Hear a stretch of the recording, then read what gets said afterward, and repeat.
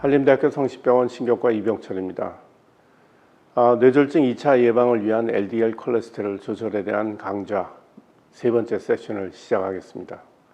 세 번째 세션은 첫 번째, 두 번째 세션에서 말씀드린 그 스타틴 테라피 외에 그 비욘드 스타틴 테라피, 에제티밉 병합요법에 관한 연구, 또 PCSK2 이니비터 효과에서 나온 결과에서 뇌졸중 2차 예방과 관련된 내용들을 주로 말씀해 주시겠습니다. 오늘 말씀해 주실 그 교수님은 카톨릭 의대 은평성모병원 김용재 교수님이십니다. 안녕하십니까. 카톨릭 의대 신경과 김용재입니다.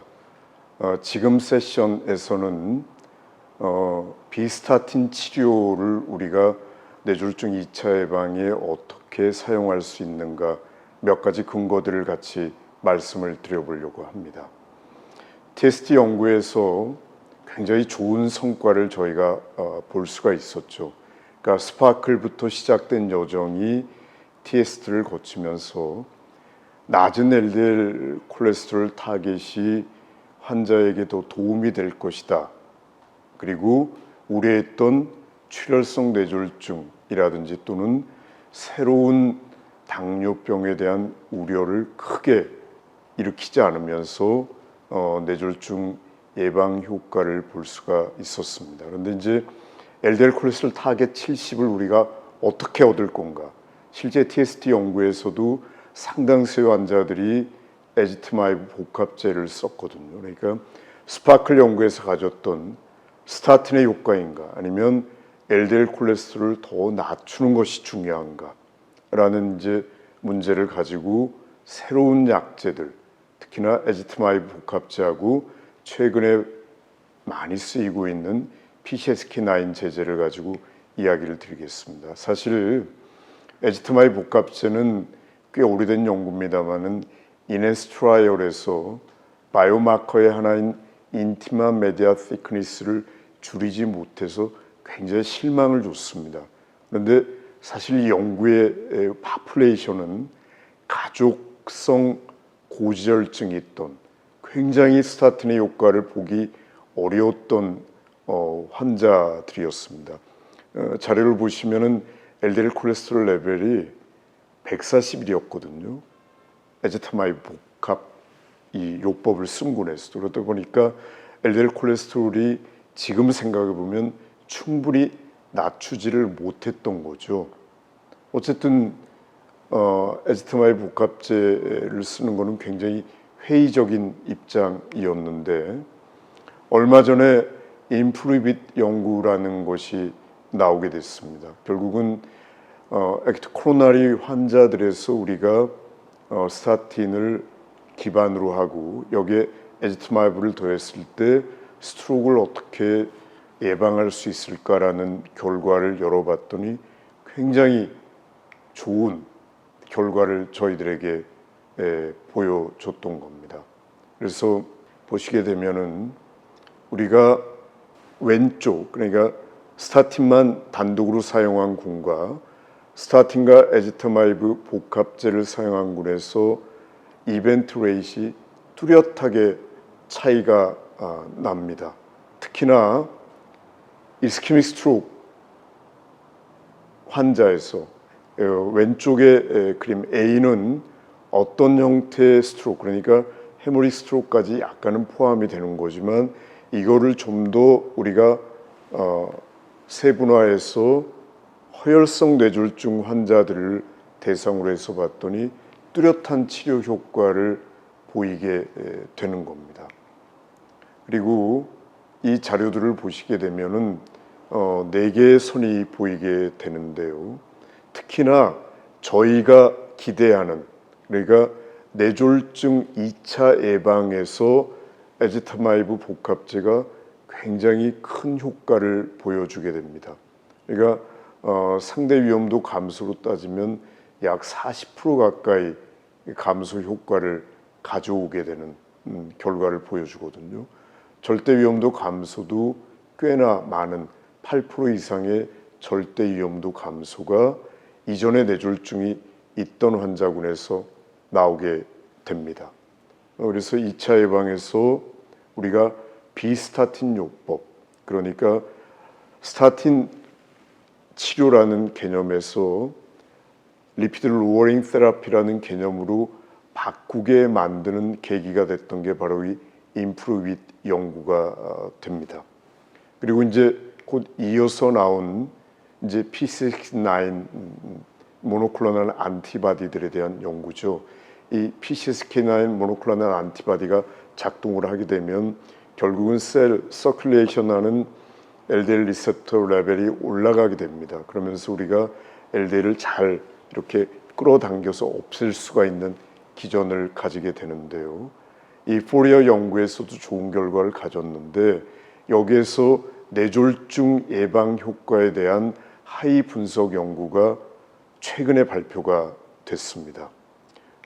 이 연구를 보시면 우리가 PCSK9 군에서 이제 스트로크나 그렇지 않은 전체 연구군을 보나 LDL 콜레스테롤을 굉장히 잘 낮췄습니다.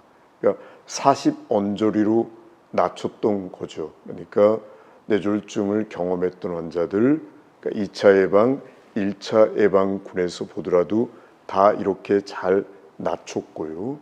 특히나 뇌졸중 2차 예방 환자들에서도 효과를 보이는, 그러니까 물론 마지막하게 약간의 아쉬운 면은 있습니다만 상대 위험도 15% 감소라는 좋은 효과를 보이게 됩니다.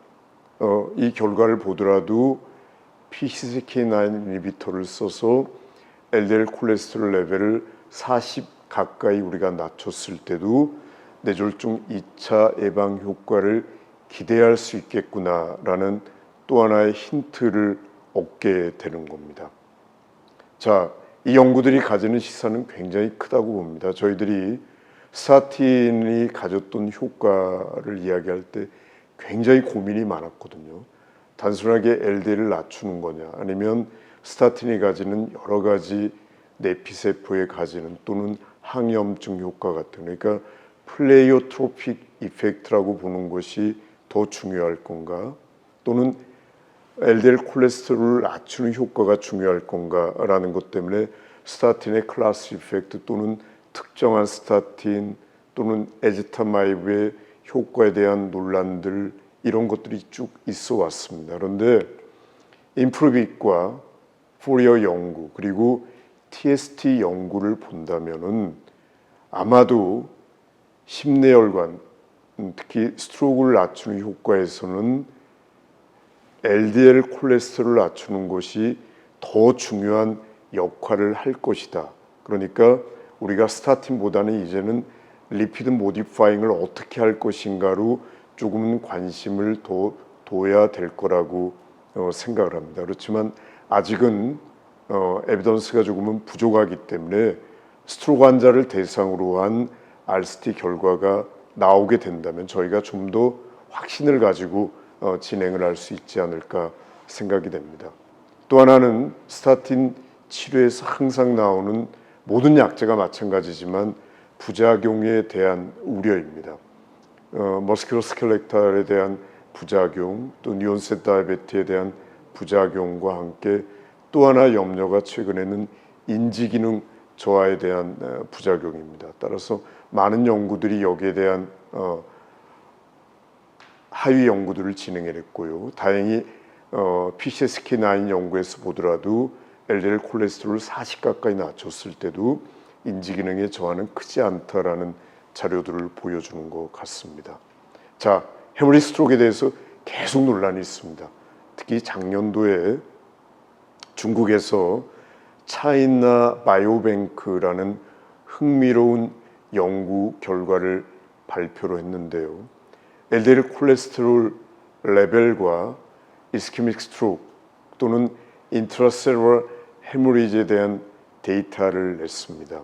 그런데 이 자료를 보면 이스케믹 스트로크는 역시 LDL 콜레스테롤이 낮으면 분명하게 좋은 효과를 보이는데 인트라셀룰러 헤모리지는 역외관계를 보여줍니다. 그러니까 상당히 작년에도 이런 역학 자료를 보면은 여전히 논란을 좀 보여주는 거는 분명한 것 같습니다. 그러니까 이전에 저희 다른 강좌에서입니다마는 항상 헤모리직 스트로크 환자에게 스타틴을 쓸 때는 고혈압 조절과 함께 우리가 과연 스타틴을 써야 될 건가라는 논의는 한 번쯤 조심스럽게 해봐야 되지 않나 생각이 듭니다. 그렇지만 이 PCSK9 임상인 포리아 오디세이 데이터를 보더라도 우리가 리피드 모디파잉 드러그를 써서 LDL 콜레스테롤을 40까지 낮췄어도 출혈성 뇌졸중이 증가하지는 않았습니다. 그러니까 이런 자료를 보더라도 출혈성 뇌졸중에 관한 우려는 처음에 어떤 환자를 우리가 대상으로 스타틴이나 리피드 모디파잉 치료를 시작할 건가라는 거가 굉장히 중요한 이슈라는 것을 보여주는 것 같습니다. 아직도 많은 문제들이 남아 있습니다. 특히나 임상가들에게는 아직 급성기 뇌졸중 환자에서 스타틴 치료를 어떻게 할 것인가, 물론 작은 근거들은 있습니다만 또 카디악 엠볼릭 환자들은 어떻게 할 것인가, 또 최근에 이미징이 발달하면서 우리가 많이 보게 되는 소혈관 질환 환자들의 스타틴 역할은 어떻게 할 것인가, 또 우리가 심내혈관 질환 환자를 대상으로 얻은 넓은 자료들에서 에제타마이브 복합제나 PCSK9이 도움이 된다는 거 있지만 순수한 뇌졸중 환자들을 대상으로 한 스파크리나 TST 같은 연구 결과가 아직 없기 때문에 이런 약제들이 어떤 프라미싱한 결과를 우리에게 줄 건가 아직도 많은 논란거리를 가지고 있는 것 같습니다. 앞으로 이런 숙제들이 저희가 풀어나가야 될 문제들이 아닐까 생각을 합니다. 감사합니다.